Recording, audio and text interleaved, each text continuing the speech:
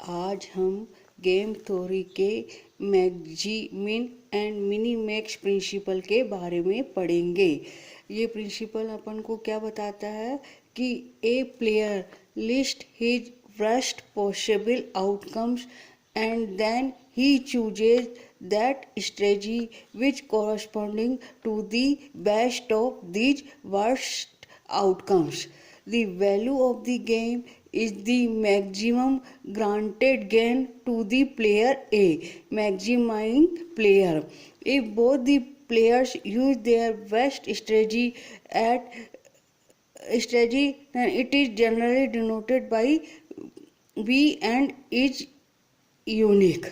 कि maximin and mini principal अपन को क्या बताता है कि प्रत्येक प्लेयर क्या चुनेगा, सबसे पहले अपनी सबसे वर्स्ट पॉसिबल आउटकम को चुनेगा, उसके बाद वो उनमें से जो मैक्सिमम होगा उसको चुनेगा, जिससे उसके पास जो गेन होगा वो क्या होगा, जो मैक्सिमाइज प्लेयर है उसका जो गेन होगा वो कैसा होगा, गारंटेड गेन होगा कि मतलब उसको इतना गेन तो मिलेगा ही मिलेगा। जबकि दोनों प्लेयर अपने क्या कर रहे हैं, बेस्ट स्ट्रेटजी को चूज कर रहे हैं और उस गेन को अपन किसे डिनोट करेंगे, बी से डिनोट करेंगे और ये कैसा होगा, यूनिक होगा। जैसे एग्जांपल देखें अपन, consider a game which payoff matrix is as follows कि ये प्लेयर ए है, ये प्लेयर बी है। प्लेयर ए के पास 3 स्ट्रेटजी है, फर्स्ट सेकंड थर्ड। इस बी के पास क्या है, फर्स्ट और सेकंड है। जब दोनों 1-1 को यूज करते हैं तो ए कितना पे होता है, -2 होता है। जब ए 1 और बी सेकंड को जब -3 गेन होता है। जब ए सेकंड को बी फर्स्ट को -1 होगा, सेकंड और बी भी सेकंड को करेगा तो 2 आएगा, और ए थर्ड को यूज करेगा, बी फर्स्ट को यूज करेगा तो 1 होएगा, और जब ए थर्ड को बी सेकंड को यूज करेगा तो 3 आएगा। इस तरह से ये पे ऑफ मैट्रिक्स अपन को दे रखी है। अब अपन क्या निकालेंगे, सबसे पहले ए को देखते हैं। तो ए का जो सबसे वर्स्ट गेन है हर एक रो में वो निकालेंगे। तो जैसे अपन ने फर्स्ट स्ट्रेटजी ली तो इसमें इसका वर्स्ट गेन कितना है, -3 है। तो -3 गेन होगा जब कब होगा, जबकि प्लेयर ए क्या कर रहा है, अपनी फर्स्ट स्ट्रेटजी को यूज कर रहा है। सेकंड में अपन देखें तो सेकंड स्ट्रेटजी में इसका न्यूनतम गेन कितना है, -1 है। तो -1 हो गया, कब हो गया, जबकि ये अपनी सेकंड स्ट्रेटजी को यूज करता है। और थर्ड में क्या है अपने पास, 1 आएगा। तो 1 आ गया यहाँ पर यदि ए प्लेयर अपनी थर्ड स्ट्रेटजी को यूज करते हैं। तो इस तरह से अपन ने ए की प्रत्येक स्ट्रेटजी से क्या किया, अपन ने न्यूनतम गेन निकाल लिया। इसके बाद जो ये न्यूनतम गेन आया है उसमें से अपन मैक्सिमम वैल्यू निकालेंगे। तो इन तीनों न्यूनतम में से आपका मैक्सिमम क्या है, 1 है, और वो किसके कॉरस्पॉन्डेंस है, इस थर्ड स्ट्रेटजी के कॉरस्पॉन्डेंस है। तो अकॉर्डिंग टू मैक्सिमिन प्रिंसिपल के अनुसार ये क्या चूज करेगा, थर्ड स्ट्रेटजी को चूज करेगा, क्योंकि इस समय इसका गारंटेड क्या गेन कितना होगा, 1 होगा, जो कि क्या है, इन तीनों में से मैक्सिमम है। अब जैसे यदि ए सेकंड स्ट्रेटजी को चूज करता है और बी भी सेकंड स्ट्रेटजी को चूज करता है तो ए के पास क्या होगा, गेन 2 होगा, जो कि इस 1 से कैसा है, ज्यादा है। ठीक है ना, 1 से ज्यादा है। पर ये अपन नहीं कह सकते कि इसको कि जो बी है वो क्या है, सेकंड स्ट्रेटजी को ही चूज करे। यदि बी अपना क्या करता है, ए स्ट्रेटजी को चूज करता है तो ए क्या हो जाएगा, 1 को लॉस हो जाएगा। इसलिए इसमें अपन ये गारंटी से नहीं कह सकते कि बी अपना हमें सेकंड स्ट्रेटजी यूज करेगा जबकि ए सेकंड स्ट्रेटजी यूज कर सकता है। तो इसमें इसको लॉस की भी संभावना हो सकती है, परंतु यदि वो थर्ड स्ट्रेटजी को यूज करता है तो उसमें हमेशा कम से कम 1 गेन तो होगा ही होगा। इसलिए जो ए है वो क्या करेगा, थर्ड स्ट्रेटजी को यूज करेगा। अब अपन ने क्या किया, बी का देखा अपन ने, तो बी का अपन देखे तो क्या आएगा कि इसमें अपन क्या करेंगे, बी की फर्स्ट स्ट्रेटजी में मैक्सिमम लेंगे, मैक्सिमम लॉस कितना हो गया 1 हो जाएगा if E play is first strategy. और सेकंड स्ट्रेटजी यूज करेगा तो इसमें मैक्सिमम गेन कितना हो जाए, मैक्सिमम लॉस कितना हो जाएगा, उसको 3 के बराबर हो जाएगा। अब इन दोनों में से जो मिनिमम होगा वो उसको ये उसके कॉरस्पॉन्डेंट जो स्ट्रेटजी होगी उसको बी प्लेयर यूज करेगा। तो minimum of these maximum loss क्या हो जाएगा 1 हो जाएगा, जो कि अपने क्या है बी की फर्स्ट स्ट्रेटजी के कॉरस्पॉन्डेंस है। इसलिए क्या हो जाएगा, मिनिमैक्स प्रिंसिपल से A should choose his first strategy. When we plays one strategy, he has guaranteed of not losing more than 1। अब यदि वे 1 की जगह सेकंड स्ट्रेटजी को यूज करता है तो क्या हो जाएगा, वे loss more than 1 also if first strategy is better, so we should use his first strategy. इसको अपन मैथमेटिकली कैसे लिख सकते हैं कि मिनिमैक्स प्रिंसिपल को, मैक्सिमिन एंड मिनी प्रिंसिपल को मैथमेटिकली ये दिखा सकते हैं कि यदि पे ऑफ मैट्रिक्स को अपन किसे डिनोट करें, ये matrix A I J M cross N से, then minimax for A and maximin for A and minimax for B are given by maximum I minimum J A I J and minimum J maximum I A I J respectively. जैसे अपन ने यहाँ पर देखा था ना कि ए के अपन मिनीमैक्स को मैक्सिमिन को कैसे करा था अपन ने, पहले हर एक रो का क्या निकाल लिया था अपन ने, मिनिमम निकाल लिया था, उसके बाद उसका क्या कर रहा था अपन ने, मैक्सिमम निकाला था। तो जैसे अपन इसको देखें तो क्या हो जाएगा, मैक्सिमम आई जे अपना कितना है 1 2 है, तो मिनिमम ऑफ ए आई 1 और ए आई 2 यूँ लिख लेंगे। फिर मैक्सिमम आई ये अपना आई बराबर कितना 1 2 3 है, तो ए 1 1 ए 2 1 ए 3 1 हो जाएगा, ए 1 2 ए 2 2 ए 2 3। तो अपने पास इसको खोलेंगे तो ये मैट्रिक्स आ जाएगी और इसमें अपना क्या है, ये अपना जो मिनिमम, फिर अपन क्या करेंगे हर एक रो का मिनिमम निकाल लेंगे तो ये वाली चीज़ आ जाएगी, फिर इसका मैक्सिमम निकाल लेंगे तो 1 आ जाएगा।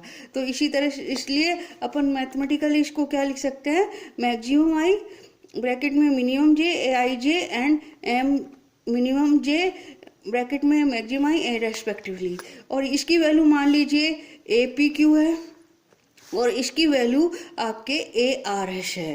तो जो ए पी क्यू है is minimum element in the Pth रो।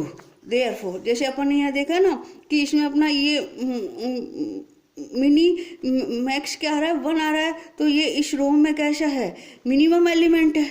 इसलिए जो दूसरा एलिमेंट होगा वो इस रो के जो दूसरे एलिमेंट होंगे वो सब क्या होंगे, इससे बड़े होंगे। वही चीज़ अपन ने यहाँ पर लिख दी कि A P Q is greater than equal to A P S हो जाएगा।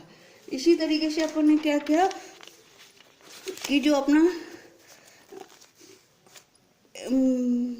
जे A R S is the maximum element of A S column, तो जो अपना ए पी एस है वो क्या हो जाएगा, ए आर एस से छोटा हो जाएगा। ठीक है ना, ए आर एस से छोटा हो जाएगा। जैसे अपन ने ये देखा अपन ने, इसमें मैक्सिमम क्या आपका 1 है, तो जो 1 है वो क्या होगा आपके पास मैक्सिमम एलिमेंट ऑफ एशथ कॉलम। तो बाकी जो रो है वो क्या होंगे, इससे छोटे हो जाएंगे। अब फर्स्ट और सेकंड को अपन ने देखा तो अपने पास क्या हो जाएगा, ये दोनों बराबर, तो ए पी क्यू है is less than equal to A R S हो जाएगा। और ये ए पी क्यू है अपने पास क्या है, ये चीज़ है, तो this is less than equal to इसके बराबर हो जाएगी।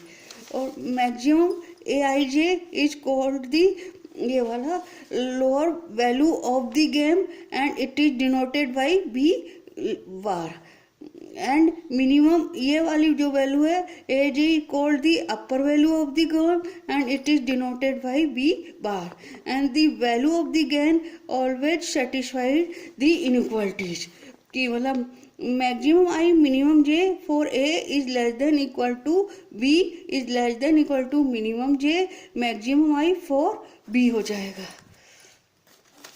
ठीक है ना। और we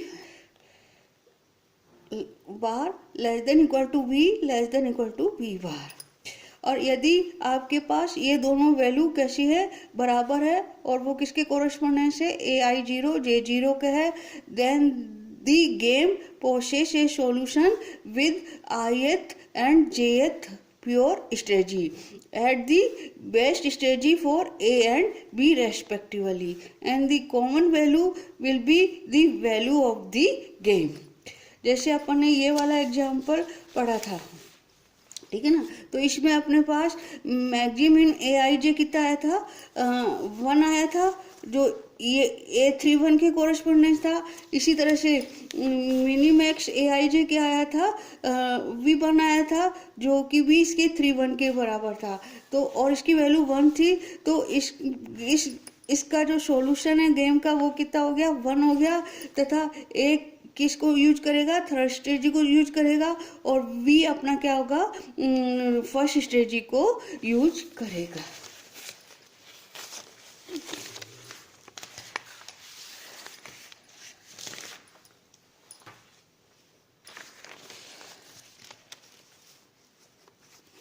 saddle point, the point of intersection of pure strategy used by the player is called the saddle point। The point of intersection of the strategy is used by is called a saddle point, ठीक है ना। The point of intersection of pure strategy is called a saddle point. जैसे यहाँ पर अपने इस वाले में जो 1 था वो क्या हो जाएगा, सैडल पॉइंट हो जाएगा। Game with saddle point, a game for which maximum I minimum J A I J बराबर minimum J maximum I A I J, मतलब maximin is equal to minimax. तब अपन जो कहेंगे जो गेम है वो क्या है, विद सैडल पॉइंट है। That A game with saddle point is that in which the player uses pure strategy, that is they choose the same course of action throughout the game. The gain at the saddle points give the value of the game। A game with optional pure strategy is sometimes called strictly determined, ठीक है ना। Pure strategy से जो game होगा उसको कभी अपन strictly determined game भी कहते हैं। That for strictly determined game V नीचे line is equal to V bar. Rule for detecting a saddle point, कि सैडल पॉइंट अपन किसी गेम में कैसे निकालेंगे, ठीक है ना। पहला कि select the minimum of each row and encircle them, कि मतलब अपन क्या करेंगे, पहले हर एक रो में से क्या करेंगे, मिनिमम वैल्यूज ज्ञात कर लेंगे और उसको अपन इस एनसाइकिल में उसको लिख देंगे, ठीक है ना। Second, put the column maximums in small squares. इसके बाद अपन क्या करेंगे कि प्रत्येक कॉलम का क्या निकालेंगे, मैक्सिमम निकालेंगे और उन मैक्सिमम वैल्यू को अपन स्क्वायर लगा देंगे मैक्सिमम वैल्यू पर। फिर क्या करेंगे कि यदि a point if appears in the matrix which is within the circle and the square both is this point is called a saddle point, कि यदि अपन को मैट्रिसेस में कोई ऐसा पॉइंट मिलता है जिस पे सर्किल भी है और स्क्वायर भी है, तब वो अपना क्या हो जाएगा, सैडल पॉइंट हो जाएगा। जैसे एग्जांपल देखें अपन, जैसे ये वाला है, तो अपन क्या करेंगे, इसमें हर एक पॉइंट, सबसे पहले सैडल पॉइंट निकालने के लिए अपन क्या करेंगे कि प्रत्येक रो के मिनिमम को गोला लगा देंगे। जैसे इसमें मिनिमम क्या है, -3 है, तो इसको -3 कर देंगे, पे गोला लगा दिया। इसमें -1 है तो इसको -1 पे गोला लगा दिया, और इसको अपन ने 1 पे गोला लगा दिया। अब अपन क्या करेंगे, प्रत्येक कॉलम का मैक्सिमम निकालेंगे। तो इस कॉलम का मैक्सिमम क्या है, 1 है, और उसको अपन यूँ स्क्वायर में लिख देंगे। अब इसमें अपना क्या है, 3 है, तो अपन इसको 3 को यूँ स्क्वायर में लिख देंगे। अब अपने पास इसमें क्या है, एक ऐसा पॉइंट है जहाँ पर सर्किल और क्या है, स्क्वायर दोनों ही हैं। वो पॉइंट क्या हो गया, 1 हो गया, तो 1 ये क्या हो गया, इसका सैडल पॉइंट हो जाएगा, और ये इस गेम का क्या हो जाएगा, सॉल्यूशन भी हो जाएगा।